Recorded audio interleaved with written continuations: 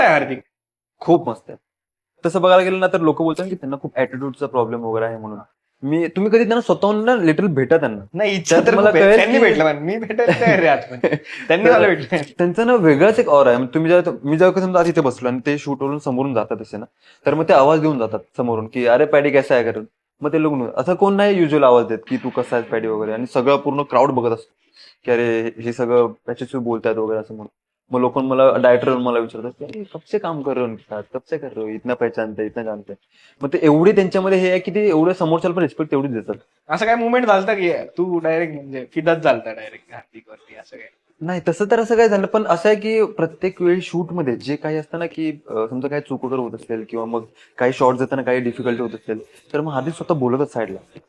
एक टाइम असं होतं की काहीतरी एक शॉट होता, त्याच्यामुळे तो एक ऍक्शन करायची होती आणि ती होत नव्हती प्रॉपरली. बिकॉज त्यांचं कसं वॉक स्टाईल मॅच करायचं असते, त्यांचं ऍक्शन्स मॅच करत असतात, ह्या सगळ्या गोष्टी असतात.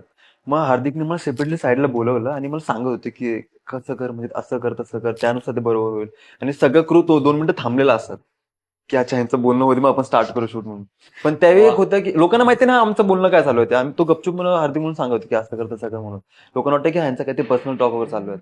मग ती एक मुवमेंट होती की हा त्यांनी स्वतःहून ते इनिशिएटिव्ह घेऊन माझ्याकडे आले की असं कर तसं कर म्हणून. नाही युजली नाही कोण सांगत, एवढं कोण इफर्ट्स घेत पण नाही.